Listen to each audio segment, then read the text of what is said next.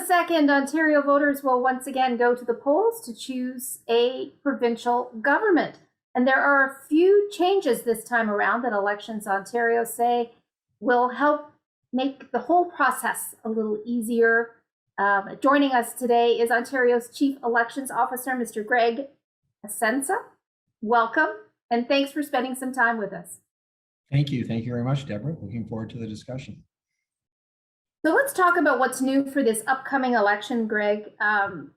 First off, there is an online application to request your kit if you want to vote by mail. Did a lot of people choose that option last time around? Well, traditionally in Ontario, we don't see a ton of Ontarians voting by mail. Last election, we had slightly more than 10,000 people vote by mail, and that was a 35% increase from 2014. However, what we've seen certainly across the country since COVID has hit is a significant increase. Most of the provincial agencies that ran, PC had a 6,300% increase, New Brunswick a 6,400% increase, and then most recently federally, we saw a 1,400% increase in vote by mail applications. So we have revamped our process. We have an online application process. It's very intuitive, very easy to use, and it'll allow an elector to request their kit. We will get that kit out to them as quickly as possible, and then they have the choice of either returning it to the returning office directly, or they'll have a prepaid postage envelope that they can just send it back to the returning office, so it'll get counted prior, on election day itself. So what information do you need to have with you when you apply online? Pardon me. So, most people use, traditionally, we've seen either their driver's license or their Ontario card, but anything that really can prove to us both their identity and their residency. That's the requirement here in Ontario. They have to prove both residency or identity. So they could use a combination of utility bills or a lease or a combination of things that we would accept. All of that information is on our website at elections.on.ca, and I would encourage any Ontarian, please look that up. Once you have that documentation submitted to us, the process becomes quite easy to ensure you get that mail-in ballot. When is it too late to request your application or to make your application to vote this way? So the deadline is May 27th at 6 p.m. Is the last that you can make your application. What's important to note for Ontarians, though, is that you have to ensure that the ballot is returned to the returning officer by 6 p.m. on election day, on June the 2nd. Otherwise, it can't be included in the count. So we would encourage all Ontarians, please come, if you're contemplating this channel of voting, please come to our website. We have lots of information and details that will help guide you through exercising your right to vote in this manner. Yeah, I think perhaps that is a reason why people maybe would hesitate, is to worry about it getting lost in the mail or delayed in the mail. So good to know that you can return it to a returning office. Right. Yes. And again, we would encourage all Ontarians, please make sure they understand, what is required. I would encourage them, if they are considering this channel, to make their application early. That way they can ensure there's enough time for them to receive the ballot, and more importantly, enough time to get that ballot back in the mail so that we receive it by 6 p.m. on election day. Yeah, so don't dawdle if that's how you want to cast your ballot. There's also a change on how the mail-in ballots will be counted this time around, correct? Well, they very similar to what happened federally, and in most of the provinces, they'll actually be counted in the field. Traditionally, in a traditional election, we would have counted them at headquarters, simply by the sheer fact that we just did not have a ton of vote by mail applications, and we could do that centrally. Now, given what we have seen happening federally and many of the other provincial agencies, we anticipate that there will be a significant increase in the number of vote by mail applications. Thus, we're going to count them in the field, very similar to what we do with the special ballot and other programs such as that. Okay. Another difference, there is 10 days of advanced voting, longer than we're used to. Why is that? Well, last election, we had 5 days of area advanced voting. Given COVID and some of the concerns expressed around that, we wanted to see if we could effectively spread the curve of voting. Traditionally in Ontario, most Ontarians vote on their home poll on election day. By having 10 days now, we have more opportunities for Ontarians to vote. And what I really am quite excited about in this program is during that 10 days, it really allows the local returning officer to move those polls around. So depending on if they have a large geographic riding, they may want to put a poll in one community for 3 or 4 days and then move it to another community for 4 or 5 days. That flexibility allows them to actually cultivate an electoral advanced poll program that provides the polls closer to an elector so that they can make an informed choice that, you know, maybe there's going to be an advanced poll very close to my home, and I can vote during that 3 or 4 days that it's open during the advanced poll period. Yeah, I am a big fan of advanced voting. In fact, that's where I cast my ballots. And you're right, it's not as busy. Although the last few elections we've had, there have been lineups and a great deal of people that are taking advantage of the advanced polls. Right. Well, you would have seen, you certainly federally, I think they only have 4 days of advanced polls. We now, with 10 days, we have more days, more opportunities to vote during advance than anyone in the country. So I'm quite excited that, as you say, individuals who come during advanced polls, it tends to be a little quieter. It's a little easier for them to get in and out as quickly as possible and ensure that, you know, they're still able to vote in that in-person manner and have their ballot dropped in the box at the end of their voting experience. Yeah, love it. Absolutely love it. Also new is a new mobile app.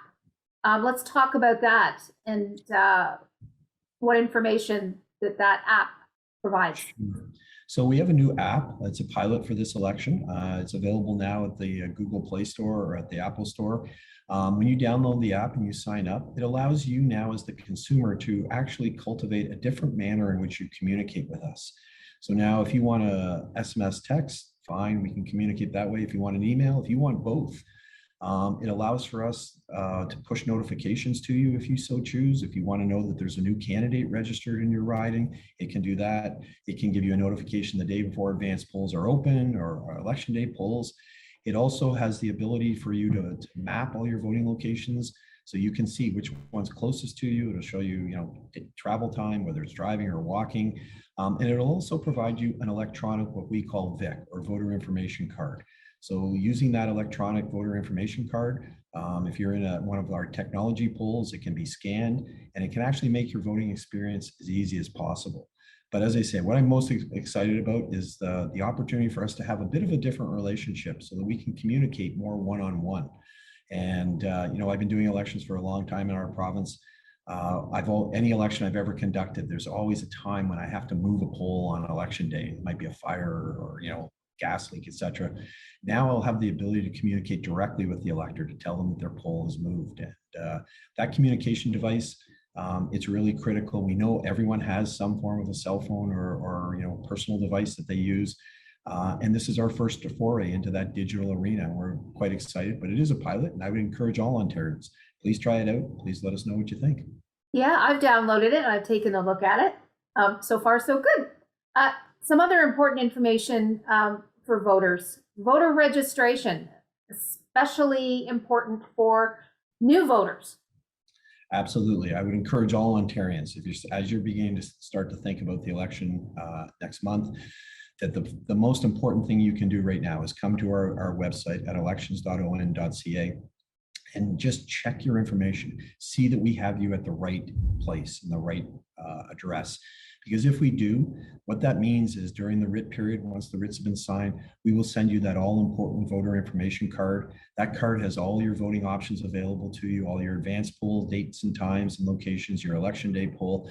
And what it really does, though, is when you come to the poll, whether it's advanced or on election day, and you come with your card, that VIC card, and one piece of identification, your voting process becomes easy.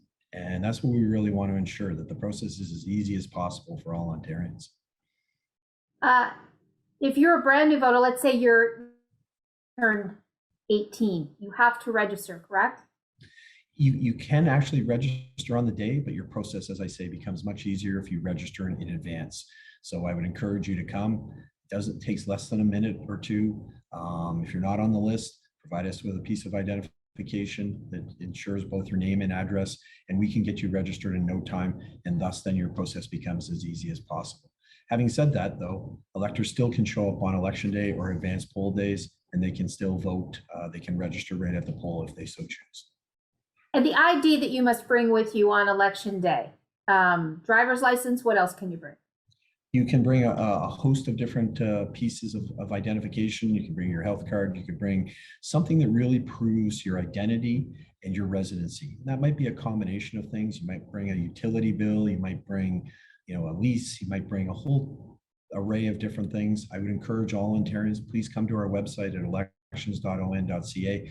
We have a complete listing of what's acceptable identification, and we want to make sure that when they come to the polls, they have the right identification so they can make their process as easy as possible. Now, speaking at, when you are at the polls, another change, there's new assistive voting technology at returning offices on election day, I'm told. Yes, so this is technology that's designed specifically to assist those who have some form of a disability. So this technology allows those individuals to vote completely independently. It has sip and puff technology, it has paddles, it has those who might be visually challenged or blind. They can actually vote completely independently. It'll still mark a paper ballot with an indiscernible mark. And it allows those individuals to come and vote on election day completely independently like everyone else. This is an area that we've heard from the disability community that we consult with, that they really wanted to be able to vote on election day like everyone else and do it completely independently. So we're again excited that we're offering this on election day within the returning office throughout the province. Yeah, and should they contact the returning office then ahead of time to let them know that that's what they need, right? Absolutely. We would encourage them all. Please come and contact us. Let us know you're planning on coming. Give us an estimated time, and we'll ensure that you'll be able to vote using this technology in a seamless fashion and be able to vote and exercise your democratic right in that independent manner so that they wish to do so. Okay, and finally, there are opportunities to work on election day, not just vote on election day. It takes a lot of people to make this run. Absolutely. Across the province, we need in excess of 55,000 individuals to work on election day. So in the Durham area, we will need at least somewhere between 2,500 and 3,000 electors. I would encourage you all, again, please, if you can give us a day of your time, come to our website at elections.on.ca, fill out an application, and I'm quite certain that we'll have an opportunity available for you. If you can give us more than a day and have more time, there are also opportunities that we can provide. So I would encourage all Ontarians, please, if you want to consider that, help democracy work in our great province. That would be much appreciated. Okay. Ontario's Chief Electoral Officer is Greg Essensa. Thanks so much for spending time with us today. Thank you. Thank you, Deborah. Have a wonderful day. And a reminder, June 2nd is Elections Day in Ontario.